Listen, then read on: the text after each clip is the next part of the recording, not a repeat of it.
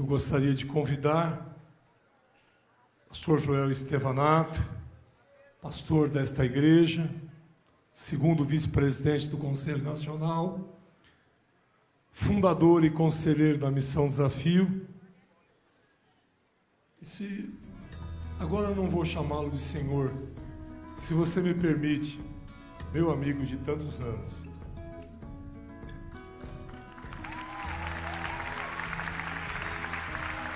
Eu tenho um carinho muito grande pelo pastor Joel e ele também por mim. Eu acho que faz mais de 30, né? Faz. Mais. 40, a gente está se entregando, né?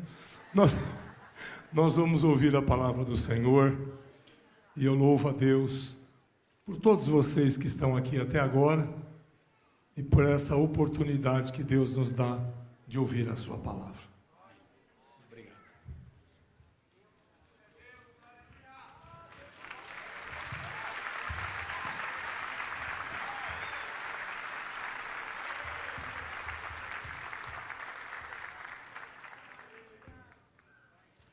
Queridos irmãos, amigos, boa noite, a paz do Senhor. A minha deferência precisa ser especial ao pastor Emerson Costa. O cargo impõe isso. Cargo é uma coisa que vem e vai, né?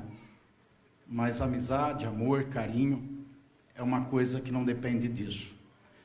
E pelo cargo eu cumprimentando todos os pastores, mas como amigo eu faço a deferência do seu nome também, pelo que você tem sido, mais do que pelo que você tem feito. Deus te abençoe.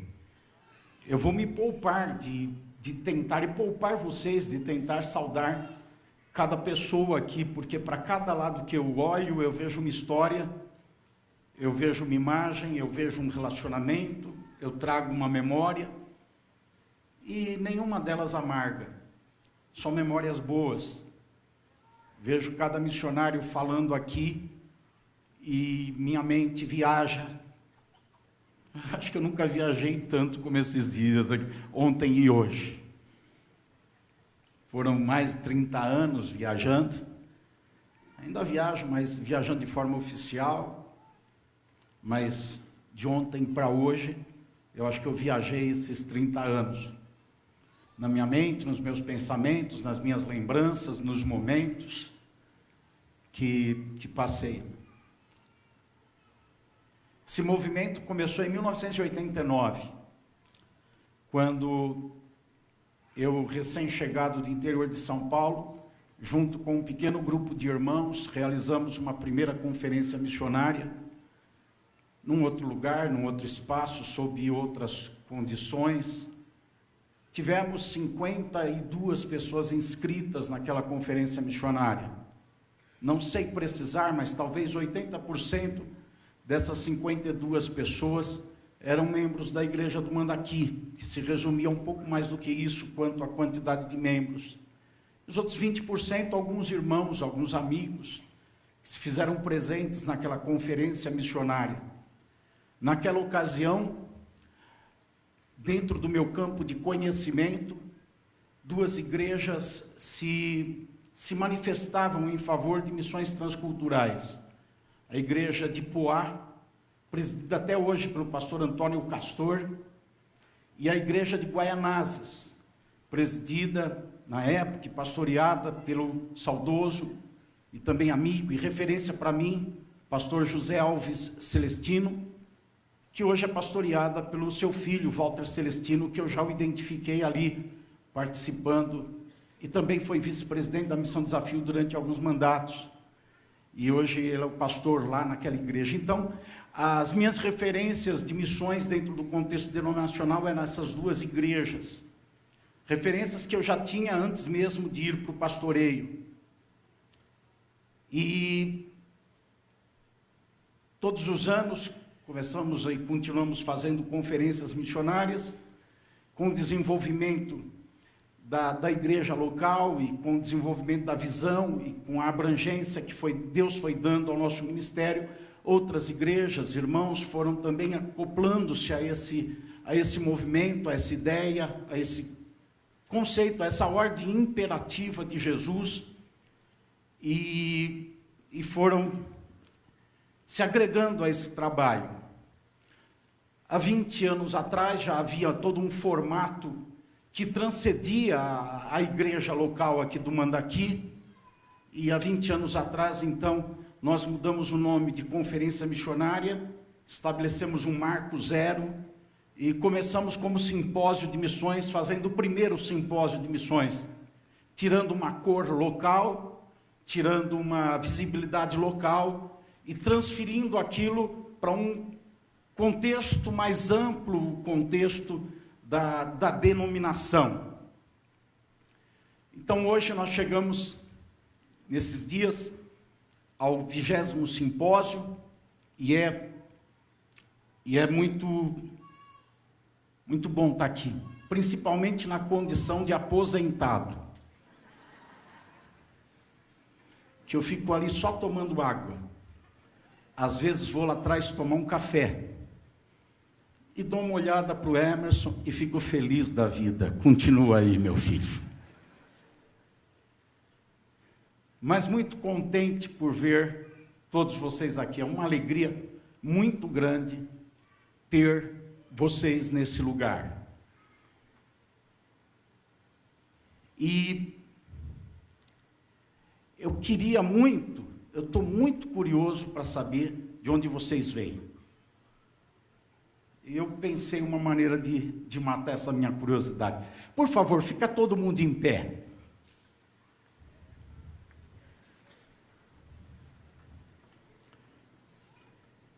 E eu vou querer saber de onde vocês vêm. E eu quero dividir isso por lugares. Eu quero ter uma visão de onde vocês vêm. Nós vamos fazer da seguinte forma.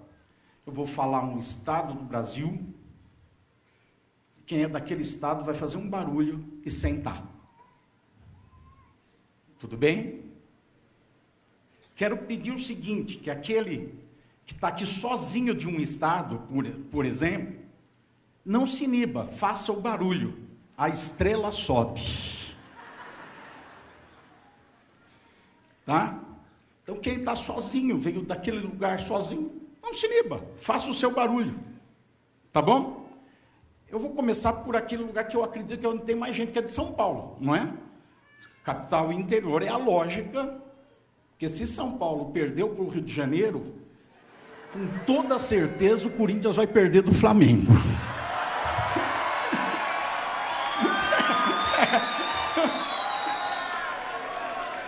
Não é possível. Não é possível.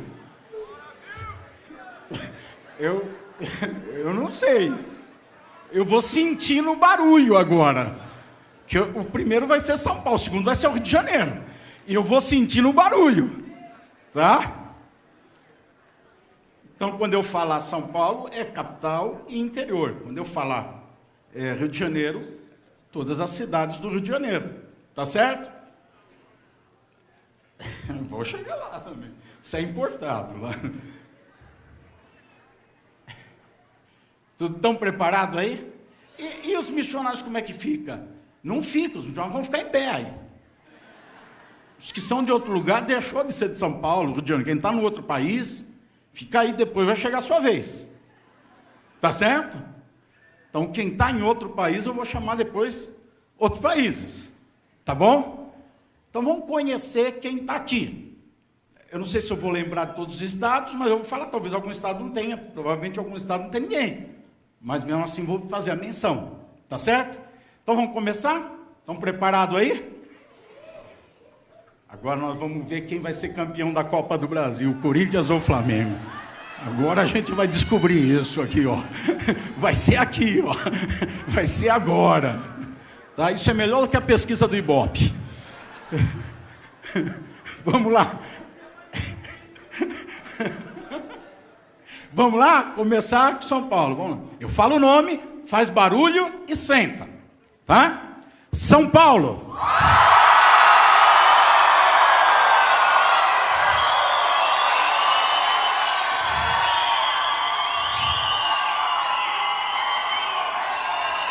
Pronto. Chega, gente.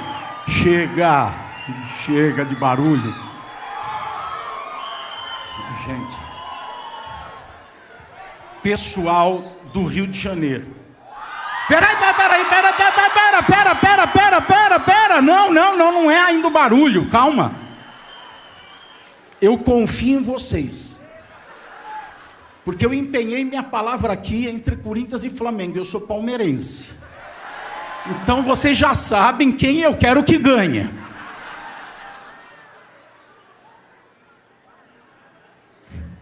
Pronto aí, pessoal? Rio de Janeiro.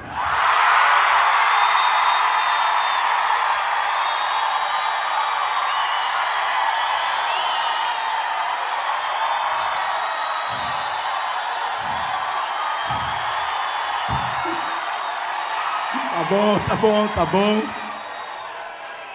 Flamengo? Rio de Janeiro, já sentou. Tá bom. Vamos para os outros lugares. Agora, eu vou me facilitar aqui, vindo do Brasil de baixo para cima. Vamos lá. Barulho, mesmo que estiver sozinho. Barulho e senta, tá? Vamos lá. Rio Grande do Sul.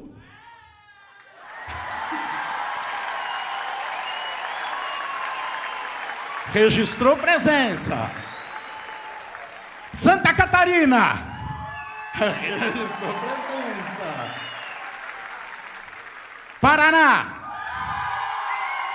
Olha aí, tá forte o Paraná. Agora vamos aqui para o Sudeste, né? Minas Gerais.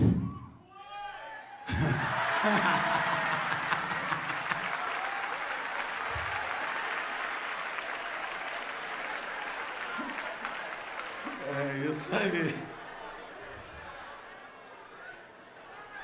Vamos ver, eu não vi. Espírito Santo. Só tem o autêntico aqui, o Espírito Santo. Só o autêntico.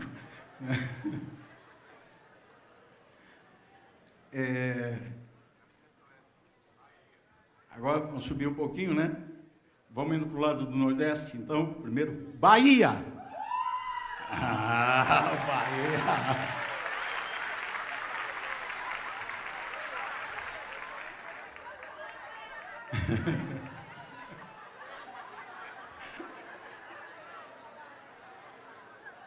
Bahia Paraguaia.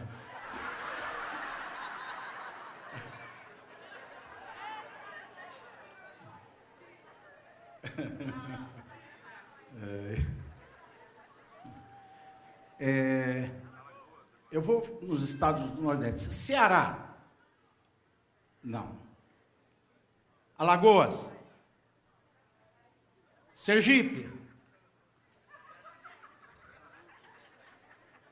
Paraíba.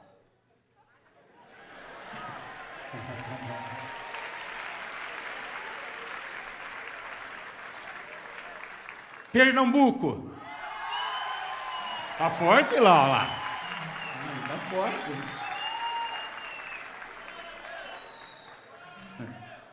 Piauí. Gritou e caiu.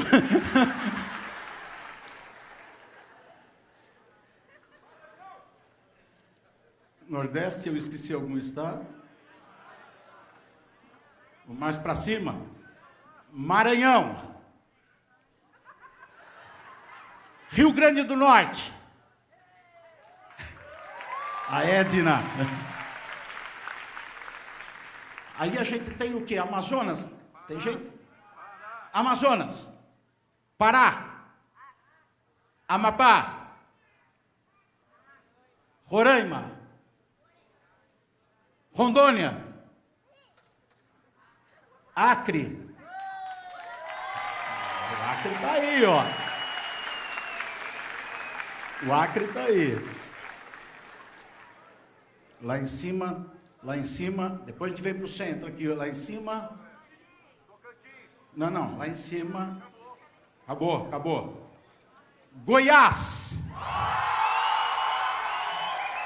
Forte, está em cima o Goiás. Isso aí, Goiás. Tocantins. Mato Grosso. Mato Grosso do Sul. Distrito Federal. Faltou algum? Alguém lembra? Falei. Não, né? Falei todos? Olha, a Missão do Desafio já sabe onde tem que atacar mais. Né? O ano que vem já sabe onde tem que atacar mais. Né? Falei, Amazonas, falei. Os missionários que estão fora do país agora, barulhinho. Fora do país?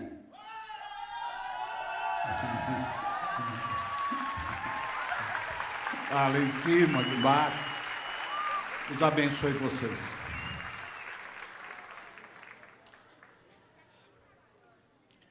Quero convidar vocês a pegarem suas Bíblias.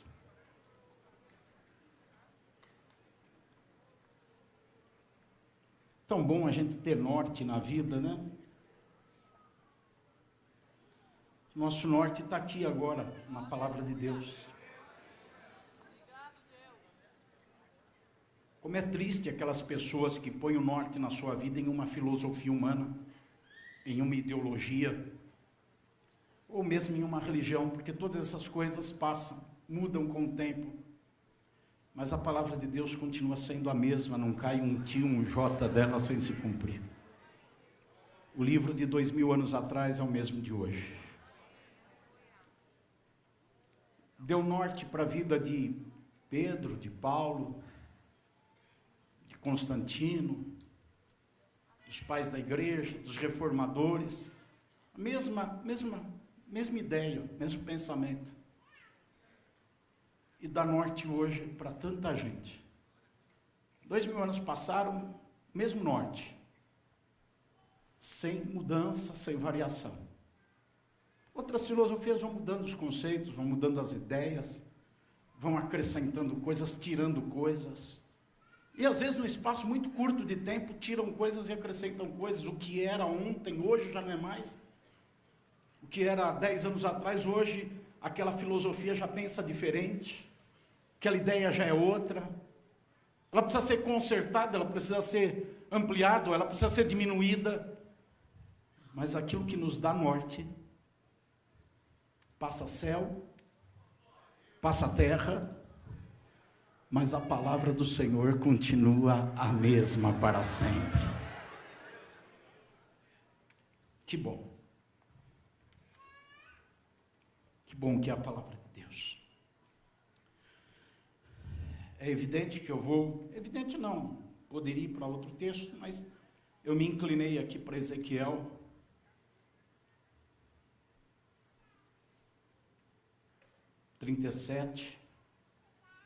Capítulo 2 também é fundamental para entender o capítulo 37. Mas eu quero antes falar uma coisa que está no meu coração. Eu ia falar isso para começar, e vou falar, mas não vou falar inteiramente, porque eu ia falar que para hoje conversar com vocês sobre a palavra de Deus, eu tinha que vencer 2 tristezas no meu interior. Não é aquele tipo de tristeza que me faz ficar chorando, ou uma tristeza emocional, mas uma tristeza mental, que ocupa a minha mente e que, durante esse simpósio, está me trazendo alguma dor. Eu disse que eu vou falar metade, porque uma dessas tristezas, subindo aqui, eu percebi que ela foi resolvida, que é a presença da Leonor aqui. Porque desde 1989, a Leonor sempre esteve em todos os momentos, de todas as conferências, de todos os simpósios.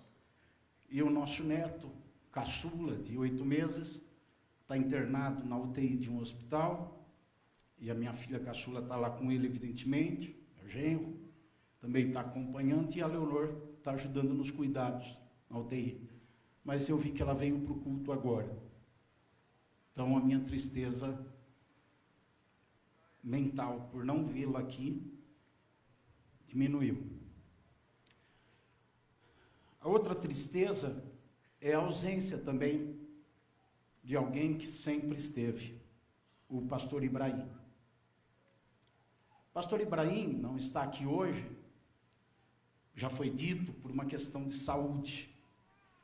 Ele e a Nelly, nos últimos anos, têm vivido muitas dificuldades na área física, no campo da saúde. E eu não tenho nenhum temor de afirmar, e tenho esse conceito muito claro dentro de mim, que o pastor Ibrahim e a Nelly não são apenas os primeiros missionários enviados, que nasceu esse envio naquele ano de 89, e veio se concretizar 1 ano, 2 anos depois, por causa dos preparativos. E eles foram para Bolívia, para a região da selva boliviana. A região de Porto Soares é a região de selva boliviana. E eu não tenho dificuldade de dizer, e acredito nisso, que eles não são só os primeiros missionários, mas são os primeiros mártires de missão da nossa denominação e da Missão Desafio. Porque se eu falasse de um mártir que foi para um país e cortaram o pescoço dele, todo mundo ia dizer, puxa, esse mártir, ele morreu por causa do Evangelho de Cristo e de missões. Mas eu falo de alguém que saiu de um trabalho na Avenida Paulista, no mercado financeiro, formado em economia, e bem jovem ainda, foi com a sua esposa e filhos, para se submeter a um lugar, a uma região, sem estruturas, saneamento básico, sem água potável, para viver debaixo de circunstâncias de vida que ninguém escolhe para viver. Muitos têm que viver assim, por falta de opção. Mas eles foram para lá por uma opção, por olharem uma necessidade. E é evidente que depois de mais de 30 anos, vivendo em condições assim, e hoje, na casa dos 50 e poucos anos, já tem uma saúde bem debilitada. Então eu diria que são mártires a longo prazo. Foram se tornando mártires à prestação. Não vão ser reconhecidos como mártires por ninguém, porque não tiveram o pescoço cortado por causa do Evangelho.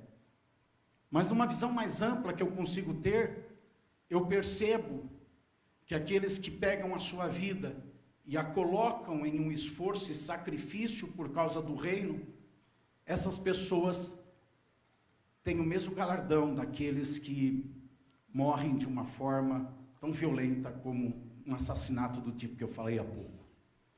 E eu faço questão, nesse primeiro simpósio, que o Ibrahim não está presente, por causa de saúde, de começar esse momento que estou tendo com vocês, mencionando ele, mencionando a Nelly, e fazendo esse reconhecimento da dedicação deles no trabalho, no serviço do Senhor. Fique registrado.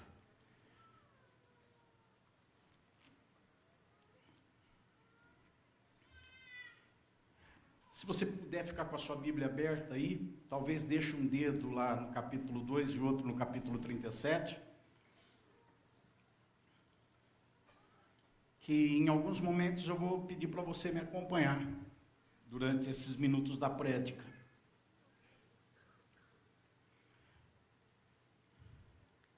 O livro de Ezequiel, ele é enigmático em si, porque é um livro de muitas figuras, é como o Apocalipse. Na verdade, nós temos no Apocalipse, no Novo Testamento, em Ezequiel, no Antigo Testamento, os livros sobre revelações mais contundentes e feitas através de visões. O livro de Ezequiel, ele é montado por meio de visões. A maneira como Deus se relaciona com esse profeta é dando-lhe visões. E a visão é uma coisa imaterial, é uma imagem, é uma ideia, é a plantação de uma ideia e uma imagem na mente de alguém que impressiona essa pessoa e que a partir do momento que surge essa visão, ela tem 2 caminhos a seguir. ela se transforma num projeto ou ela se transforma numa alucinação. Quando alguém tem uma visão, essa pessoa necessariamente, ela precisa caminhar numa dessas direções. Ela vai se tornar uma pessoa alucinada, alienada e, consequentemente, no futuro frustrada e fracassada, porque aquela imagem, ela transformou aquela imagem num sonho. E a visão não é um sonho. Um sonho é uma coisa sobre a qual nós não temos controle. Se você me acompanhar racionalmente, ouvindo essa mensagem, vai lembrar de sonhos absurdos que você já teve durante a noite. Dormindo em algum momento, sonhou coisas completamente inacessíveis, inimagináveis, sem nenhuma fundamentação para serem materializados. A visão não é isso. A visão é uma imagem que chega para a gente, que se nós não tomarmos providência em relação a essa imagem, ela cai para o campo do sonho, do imaterial, da perspectiva, da alucinação, da alienação, e fulmina em frustração. A visão é algo que chega para a gente, e que quando a gente toma a decisão consciente de não caminhar para essa alienação, requer posturas, requer posicionamento, requer comprometimento que vai envolver desgaste, que vai custar dor, que vai levar a sacrifício, que vai exigir proventos, recursos, capacitações. Por uma visão é capaz de alguém até morrer, quando toma a postura de pegar o imaterial e materializar. Em outras palavras, e resumindo essa parte da apresentação do livro de Ezequiel, que nos dá todo o pano de fundo para olhar para mais do que para as visões, mas para o homem da visão, eu diria que a visão nos coloca numa encruzilhada, numa bifurcação, e a partir daquele momento a gente tem que decidir se vai para o campo da alucinação ou se vai para o campo da materialização. Vocês sabem que muitas pessoas são sonhadoras, tem gente sonhando com coisas e nunca vão viver aquilo que sonham. Sonho é algo que não requer esforço, como eu já disse, foge do nosso campo de administração. É por isso que o profeta Joel é usado por Deus e diz: os velhos terão sonhos e os jovens terão visões. O sonho o velho pode ter, mesmo que ele não tenha mais vigor. Ele pode sonhar em ser presidente de um país, ele pode sonhar em ser piloto de Fórmula 1, ele pode sonhar em ser pastor de uma mega igreja, mesmo que ele não tenha recursos, capacidades, não tenha tempo para isso. Mas o jovem, ele não vai ter sonhos para aquele que é cheio do Espírito, ele vai ter visões, porque ele tem a possibilidade, mas não como um imperativo que vai chegar compulsoriamente na vida dele, mas ele tem diante de si a possibilidade de usar os seus recursos, a sua vida, o seu potencial, a sua inteligência, a sua dinâmica, para começar a trabalhar com aquela visão e transformá-la em algo material, que um dia vai ser visto por quem não teve aquela visão, e vai até ser desfrutado por quem não teve aquela visão. Toda essa explicação é para mostrar como que Deus trabalha com esse homem, Ezequiel, E eu me proponho com vocês a jogar um holofote não na visão do Vale de Ossos Secos, mas no homem que recebe a visão do Vale de Ossos Secos. Porque provavelmente nós não teremos esse mesmo tipo de visão diante do preâmbulo que ela acontece histórico, até porque não estamos naquela época da história que Ezequiel teve. Mas, dentro do nosso contexto, podemos ter uma visão similar à que ele teve. Por isso que eu quero olhar para o homem da visão. Eu quero olhar e jogar luz sobre o homem da visão. Esse homem da visão é um homem que cumpre um ministério profético de 22 anos e não realiza nenhum prodígio, não faz algo sobrenatural, não realiza nada que as pessoas vão olhar e dizer, uau! Ele não chama fogo do céu e o fogo do céu desce. Ele não faz flutuar um machado.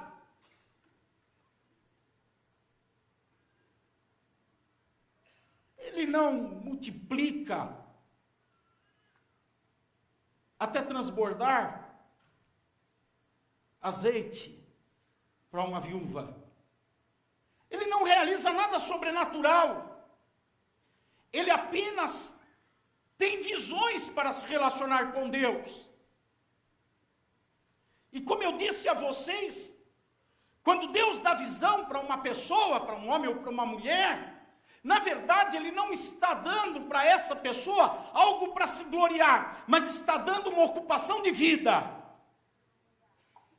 um desgaste, um sofrimento, um calvário, um martírio, uma dor, em que para fazer com que aquela visão seja algo que deixe o campo do imaginário e da imagem e se transforme em algo concreto, pode custar a própria vida do visionário.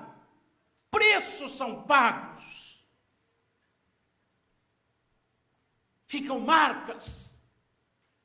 Marcas no corpo, marcas na alma, marcas na mente, marcas no conceito popular daquele que tem uma visão e decide fazer com que a visão se transforme em algo tangível, acessível, visto até porque não tem capacidade de ter visão. É um comprometimento de vida. E quando eu falo de colocar o holofote sobre esse homem, eu quero falar o valor da individualidade. Você mencionou uma frase na pregação, com Deus é mais do que uma multidão. Era uma frase preparada por mim. Como é que você vem do Rio de Janeiro e rouba a minha frase, falando ela antes que eu falasse? Porque olhando para o valor da individualidade, eu vejo o quanto ela é significativa. Os Estados Unidos da América falam o inglês e todo mundo sabe disso. Mas em 1776, houve uma eleição, uma votação, um plebiscito na América do Norte para decidir se a língua oficial seria o alemão ou o inglês. E por causa de uma pessoa, com seu voto, que foi um voto Minerva, definiu-se que a língua da nação seria o inglês. E hoje o mundo tem como língua oficial o inglês. O é muito importante. Então você pode olhar para a pessoa do lado e dizer, você é E o é muito importante.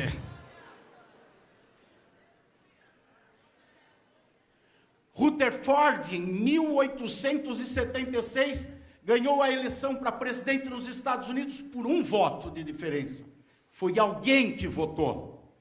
Você já sabe, quem você votar agora, se acontecer uma tragédia no Brasil, você é culpado.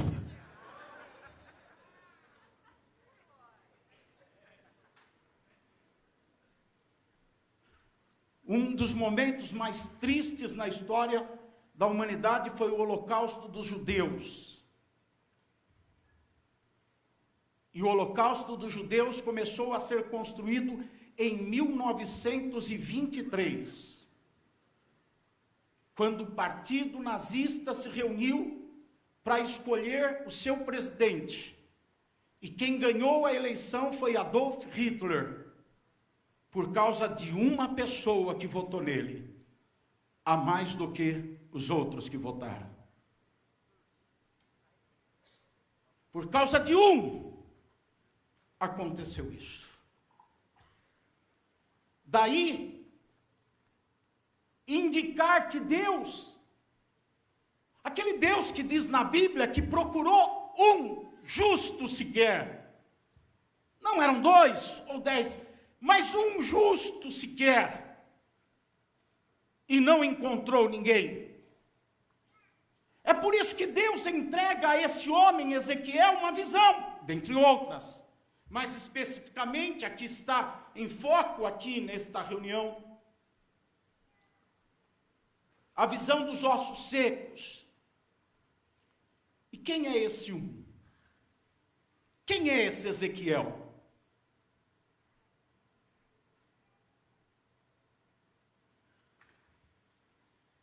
Observando o texto, eu começo a notar, pelo início da tratativa de Deus com ele, quando ele é conduzido pelo Espírito do Senhor, capítulo 37, versículo 1, para o meio de um vale que estava cheio de ossos, e depois o Espírito Santo, tudo é visão, não é fato que está acontecendo, é uma visão, e depois o Senhor faz ele andar ao redor daqueles ossos, e ele declara que pôde ver que eram numerosos os ossos na superfície do vale, que eles estavam secos, ressecados. Então, no versículo 3, vem uma pergunta para ele. Vem uma pergunta. Podem reviver esses ossos? E na resposta que Ezequiel dá, a gente tem um ensinamento tremendo. Ele diz: Senhor Deus, tu sabes. A gente percebe aqui que Deus precisa de um. E esse um não precisa ser grande. Não precisa ter todas as respostas. Pode ter dificuldade de acreditar. Pode ter limitações. Pode olhar para si e se ver impossibilitado. Mas isso não descarta. Essas coisas não descarta. No processo seletivo que Deus tem, uma pessoa. Deus não precisa de gente grande. Tem muita gente querendo ser grande. Muita gente querendo ser importante. Tem muita gente querendo estar numa posição relevante, influente, visível, notória, pública, pensando que através disso Deus vai poder usá-lo, pensando que através disso vai conseguir materializar visões, pensando que através disso vai conseguir fazer coisas. E então quem anda por esse caminho vai pelo lado do lobby, vai pelo lado da argumentação, vai pelo lado de talvez tentar agradar, talvez falar o que politicamente é correto, talvez se posicionar, se vestir, como todos esperam que seja. Mas aquele que tem uma visão e sabe das suas limitações, dos seus impedimentos, das suas dificuldades, mas ainda assim acredita que pode pegar aquela imagem e através da sua própria vida entregue em sacrifício, na palavra paulina em libação, fazer com que aquilo que não é visto seja materializado e venha alcançar muita gente que não tinha visto. É desse que Deus precisa. Levanta a sua mão ao céu, desce ela sobre o seu irmão e diz: esse é você, irmão. Deus precisa de você, mas precisa de você como um visionário, como alguém que esquece o teu tamanho para pensar no tamanho daquele que dá a visão.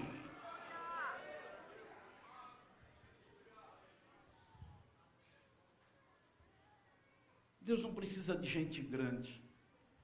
Segunda coisa que eu percebo agora no versículo 4, é que o que Deus precisa é de gente que fale. Deus precisa de gente que fale. Deus não pode usar mudos espirituais. Ele precisa de gente que fale.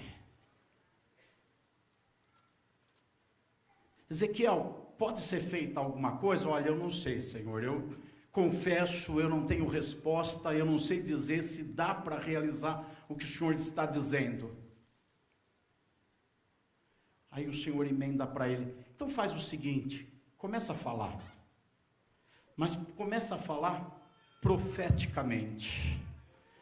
Deus precisa de gente que fale. O evangelho é muito dito que ele é para ser mostrado, e eu não quero invalidar esse conceito, mas eu quero sobrepor a esse conceito uma doutrina bíblica. A doutrina bíblica não é que mostre, a doutrina bíblica é que fale. Como crerão se não ouvirem? Porque a fé vem pelo ouvir. É necessário falar. E é isso que Deus trabalha com a vida desse homem, fazendo dele alguém que fale. Mas tem muita gente, você concorda comigo, falando abobrinha? Tem uns malucos aqui em São Paulo, falando que tem que atualizar a Bíblia, falando que gay pode ser obreiro na igreja dele. Tem muito maluco aqui em São Paulo, criando algumas teorias. Os irmãos usam uns nomes bonitos aí, para mim essas teorias são tudo babaquice, que sai da simplicidade do evangelho, que em nome de uma suposta inteligência, cultura, sabedoria, se fazem na verdade loucos nas palavras de Paulo, são enganados pela astúcia da serpente.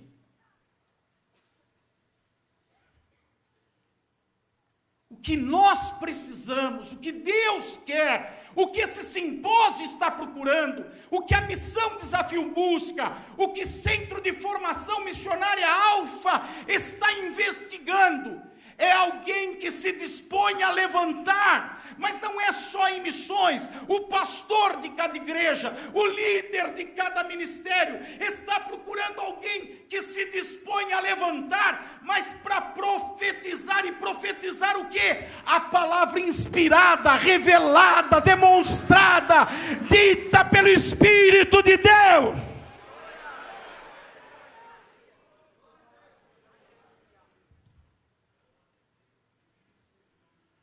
Para ser esse pregador, que tem a palavra profética, inspirada, que vem sobre revelação, precisa de algumas coisas, que antes de Deus dar qualquer visão para Ezequiel, ele faz na vida de Ezequiel. Vamos lá, no capítulo 2.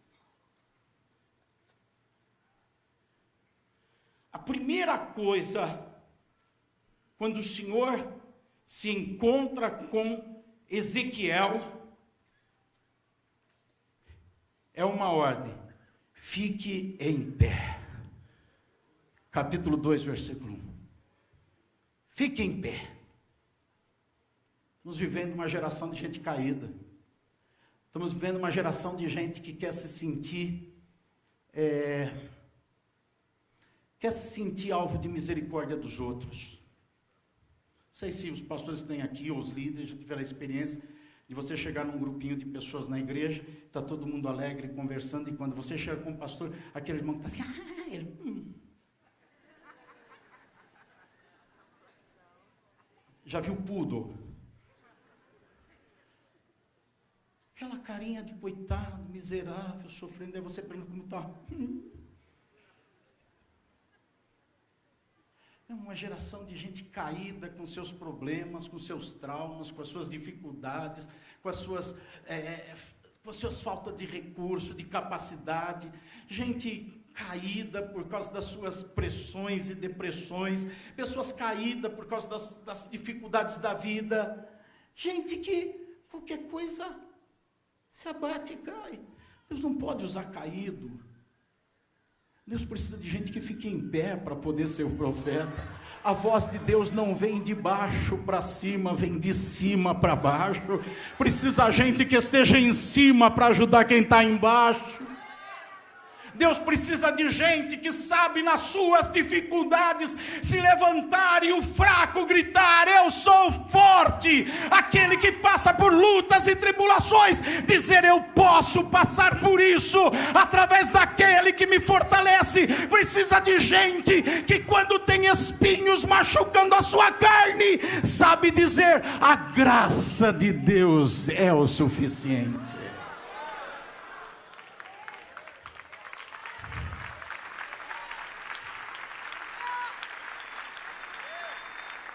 Todo mundo tem problema, todo mundo tem dor, todo mundo tem dificuldade.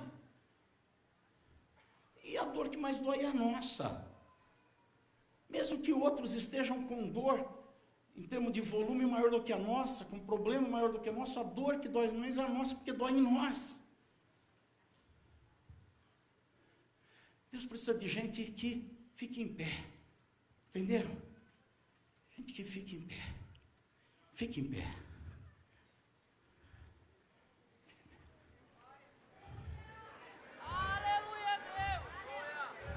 Vamos começar a dizer aqui para o Senhor: eis-me aqui, Senhor. Deus precisa de gente que fique em pé. Nesse mesmo versículo 2, no capítulo 1, depois de Deus falar fique em pé, Ele diz: agora eu vou falar com você. Deus precisa de gente que escute Deus. Tem gente ouvindo o seu coração, a sua mente, a voz dos outros, os seus sentimentos, as suas vontades, a vontade dos outros. Deus está precisando que a gente faça calar todo tipo de murmúrio ou de gritaria que está no nosso interior ou que vem de fora para dentro. Que a gente baixe todo o volume e jogue no decibéis 0, para que, se Deus falar em 2 decibéis, a gente já escute a voz dele. É assim que Deus pode contar com uma pessoa. Ela não é grande, mas ela está em pé. Aleluia! Aleluia, você não é grande, mas você está agora fisicamente em pé. E por fé eu quero profetizar sobre a sua vida, que você que estava caído emocionalmente, agora você está ficando em pé emocionalmente. Nem importa muito o que te derrubou, deixa para lá. Alguém que ouve a voz de Deus, a voz de Deus é capaz de levantar mais do que o que derruba qualquer pessoa tem poder de derrubá-la. Aí o versículo 2,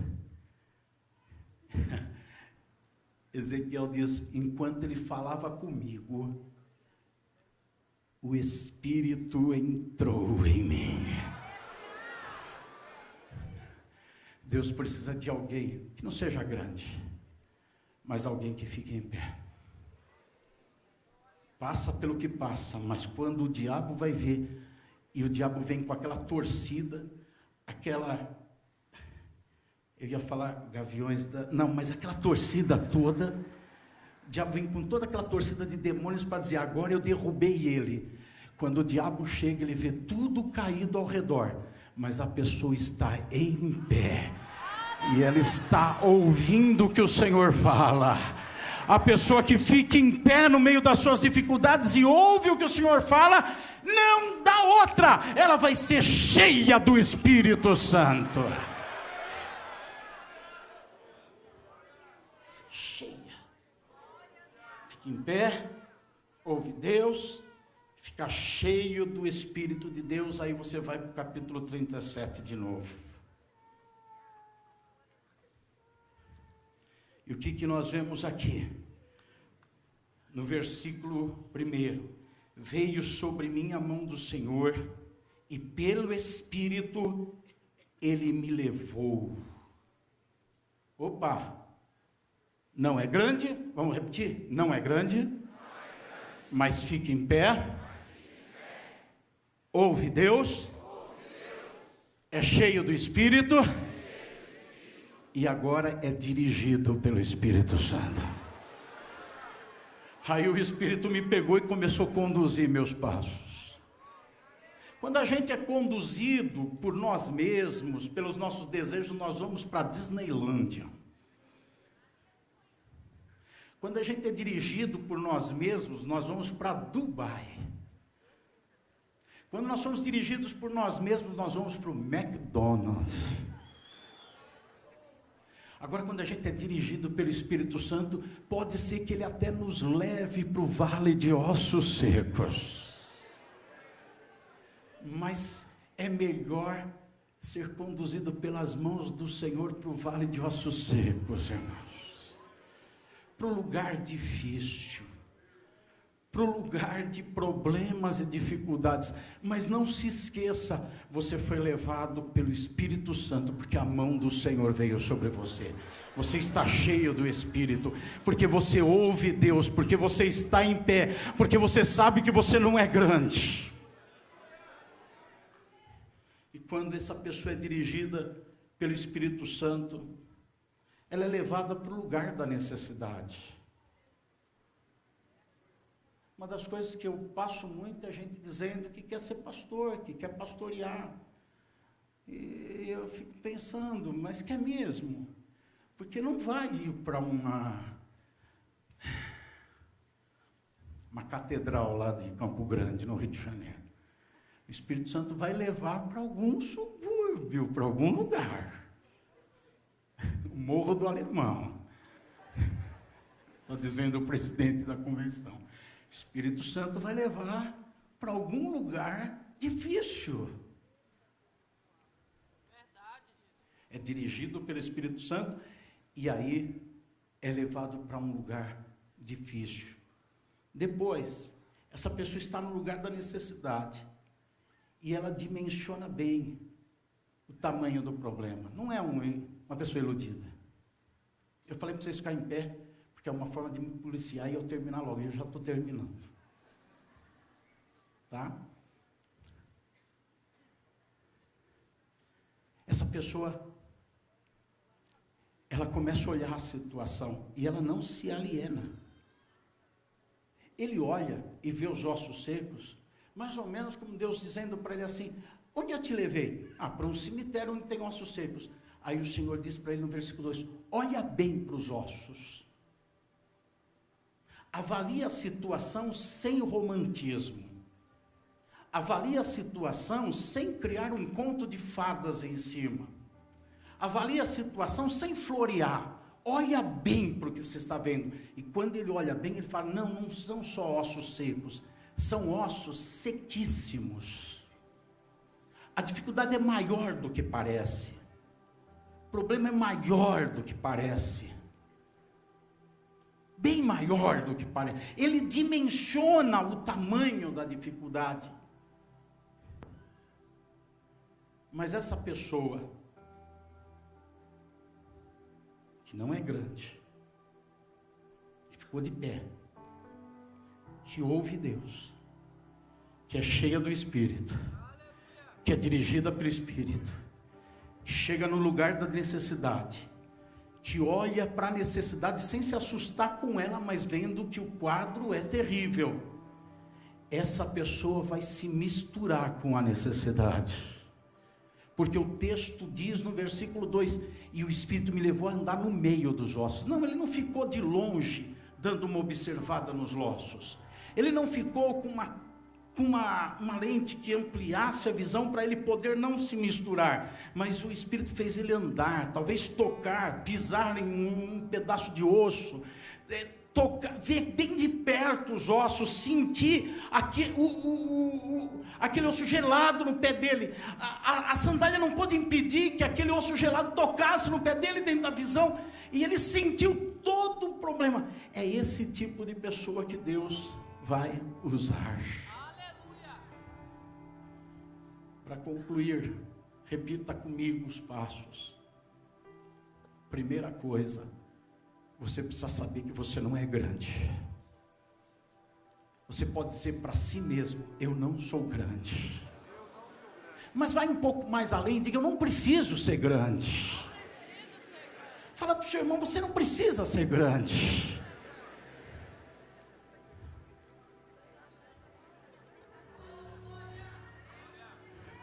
Agora é uma atitude de muita fé, irmã.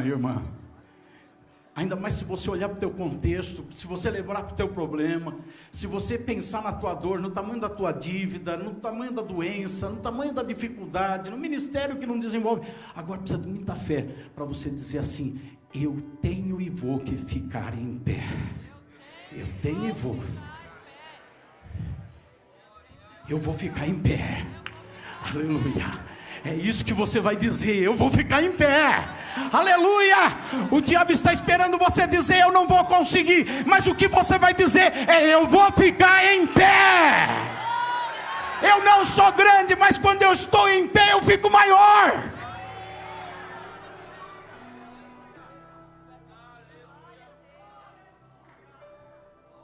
Agora você vai dizer: eu preciso ficar em pé.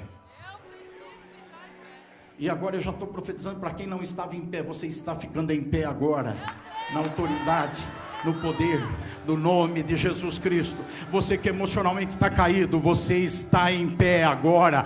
Você que financeiramente está caído, você está em pé agora. Você que ministerialmente se sente caído, você está em pé agora. E quando alguém fica em pé, Deus fala com essa pessoa.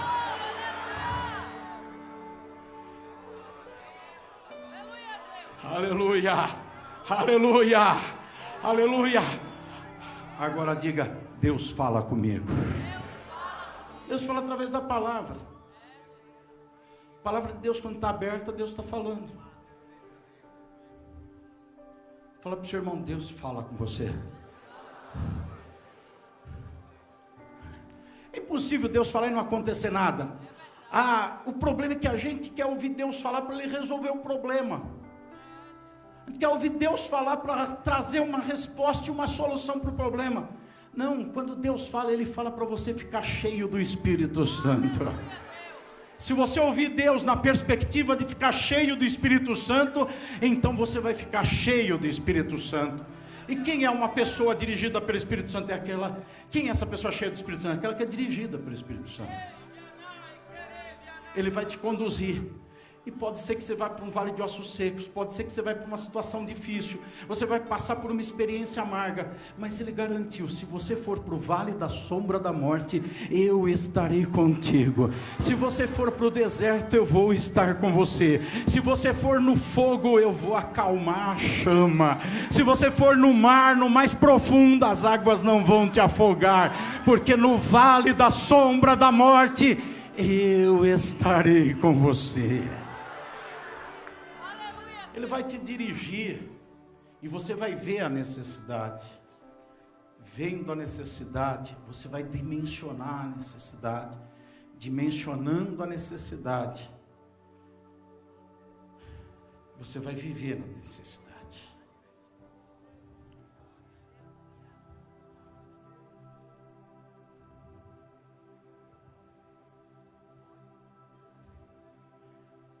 Precisa pregar?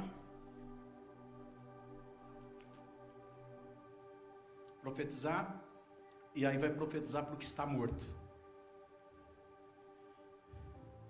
E a primeira coisa que está morta é você. Primeira coisa que você vai pregar é para você. Porque se você é um pecador e ainda não recebeu Jesus como teu Salvador, o que a Bíblia diz é que você está morto para Deus nos seus pecados. E você vai pregar para você, porque a palavra pregada tem poder de ressurreição, de dar vida. Agora, se você já é um cristão e está em Cristo, você não vive mais agora, você já foi crucificado com Cristo. Então só tem uma oportunidade para a tua vida, é agora passar a viver para Ele. Então você vai pregar para você, para viver para Ele. Depois de pregar para você, você vai pregar para situações ao seu redor. Você vai pregar porque as situações estão mortas. Quais as áreas que estão mortas ao teu redor? No contexto da sua vida, você vai começar a pregar e gerar vida. E só aí é que você vai pregar para os ossos que estão mortos.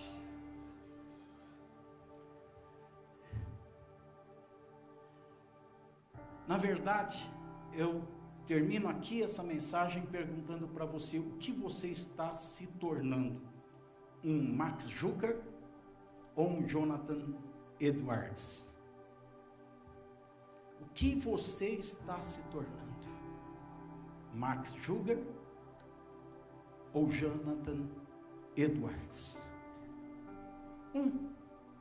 Juker, Jonathan, o que você está se tornando? Esses dois homens da história viveram nas colônias dos Estados Unidos no fim do século XIX e no início do século XX. Edward foi um pastor. Juker foi um ateu.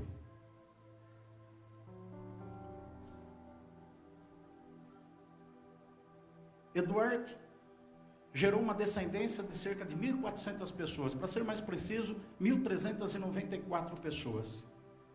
E Juker, uma descendência de 540 pessoas.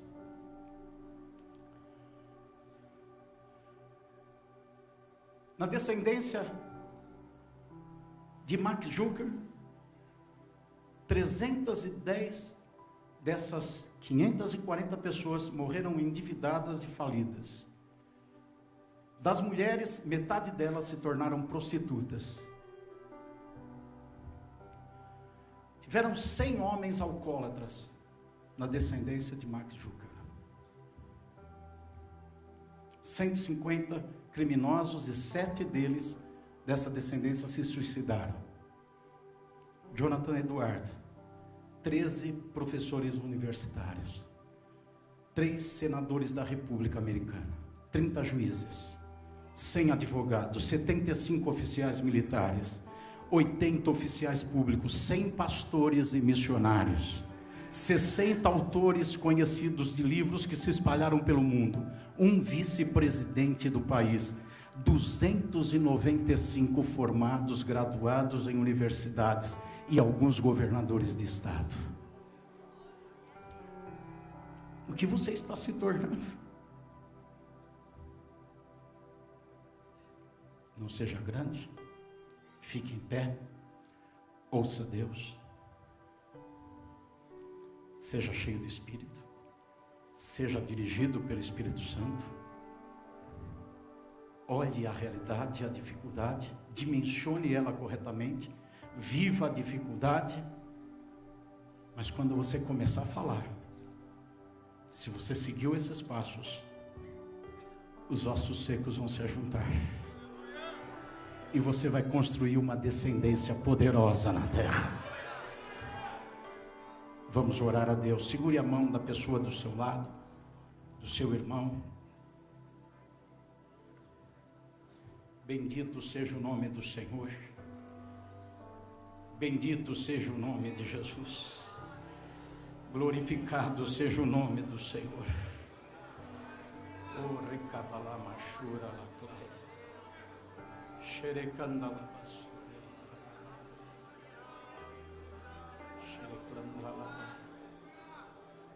Aleluia, aleluia, aleluia, aleluia, Aleluia. Comece a orar pela pessoa do seu lado. Talvez você tenha do seu lado uma pessoa que está precisando entrar nesse processo, ou está no meio desse processo e precisa continuar caminhando. Talvez alguma coisa está impedindo de continuar caminhando no processo. Peça a Deus pela pessoa que está do seu lado. Mesmo não conhecendo ela, ore ao Senhor por ela.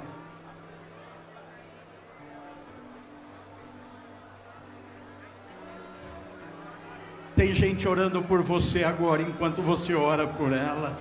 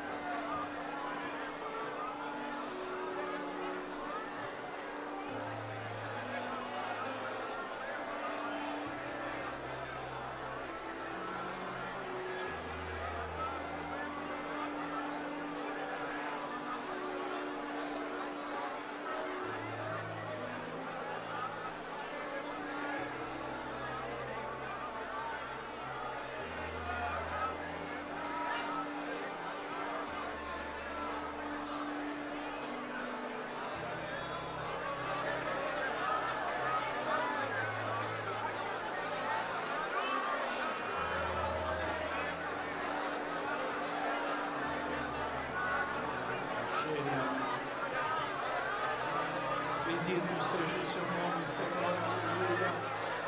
Glorificado seja o Senhor, nos ajude, Senhor, nos dê capacidade para podermos ser essa pessoa que o Senhor espera usar. Essa pessoa que o Senhor pode colocar por ela, usar a vida dela, para fazer com que um vale de ossos secos se transforme em grande riqueza, seja conduzido, Senhor, para uma frente de batalha contra as forças do inimigo. Eu peço ao Senhor, o Senhor esteja aqui para nos conduzir na direção rumo à tua vontade. Nós não somos grandes, nós somos pequenos, apenas temos uma visão, Senhor, uma visão que o Senhor nos entregou, uma visão que o Senhor nos entregou, e eu quero pedir que aqueles que estão paralisados quanto à visão sejam renovados em força pelo processo ensinado na tua palavra através da vida de Ezequiel, para que aquilo que é imaterial, aquilo que é invisível aos olhos humanos, aquilo que apenas é projetado na nossa mente, no nosso coração, aquilo que apenas temos uma imagem e às vezes essa imagem nem é muito clara aos nossos olhos, aquilo que para nós é apenas uma revelação, que não temos nem todos os detalhes dela, às vezes até coisas que parecem impossíveis e não temos respostas para dar, mas eu quero lhe pedir que aquele que tem uma visão, Senhor, tome a decisão consciente hoje de pagar um preço para materializar essa visão, e não importa o tamanho desse preço, e não importa a dor desse preço, mas tenha no seu coração e na sua mente o alvo definitivo, de não morrer com essa visão, de não deixar essa visão se perder e se transformar em um mero sonho, ou em uma alucinação, ou em alguma coisa de doido, em alguma loucura, mas que esse que tem uma visão, Senhor, tome a decisão consciente de dar forma a essa visão, de aplicar sua vida nessa visão, de aplicar seus recursos nessa visão, de aplicar suas capacidades nesta visão, para que essa visão tome forma. E quando ela tomar forma, Senhor, sabemos que essa visão então deixará de ser apenas uma visão, mas será algo concreto, algo visível a todos, algo material, tangível, e que tem o poder de beneficiar tanta gente. Ajuda-nos a sermos materializadores de visão.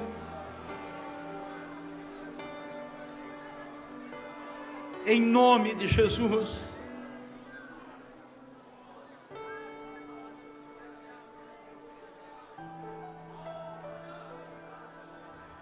Eu fiquei inquietado pelo Espírito Santo para começar a evangelizar pessoas. E eu comecei a evangelizar pessoas um a um. Comecei a evangelizar no comércio, comecei a evangelizar no Uber, comecei a evangelizar na rua, comecei a conversar com pessoas que conheço e a conversar com pessoas que eu não conheço. Pessoas que eu tenho contato contínuo e pessoas que eu vejo esporadicamente num comércio em algum lugar longe aqui da região do bairro. Comecei a falar para essas pessoas, evangelizar essas pessoas. É surpreendente o resultado. E a gente vem para os simpósios de missões e fica pensando, será que Deus está me chamando para o treinamento, ou para o campo missionário, ou para ir para outro lugar? Deus está te chamando para você olhar um mocinho que está perto de você, que está seco, e falar com esse ossinho. Eu desenvolvi uma maneira de evangelizar em 5 palavras, em 5 frases curtas, para evangelizar em menos de 1 minuto. Quero projetar o áudio, a imagem disso, e depois aquele que quiser aceitar esse desafio, ali no átrio do templo tem uma mesa com um pequeno folheto, onde está essa orientação, para você em 1 minuto evangelizar uma pessoa. Porque nós erramos muito e dizemos que evangelizamos. É muito comum a gente dizer assim, evangelizei uma pessoa. Como? O que você fez? Convidei ela para ir para a igreja. Isso não é evangelizar ninguém. Eu falei que Deus é bom e vai ajudar ela e vai resolver o problema dela e orei por ela. Isso não é evangelizar ninguém. Evangelizar tem um método bíblico, tem uma forma bíblica, tem coisas que têm que ser ditas e depois tem que virar as costas e ir embora. Porque nós não vamos convencer ninguém.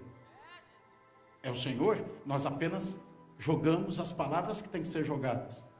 E depois deixa a pessoa se virar com o Espírito Santo. A gente pega o material, põe lá os ingredientes, deixa Deus fazer o bolo.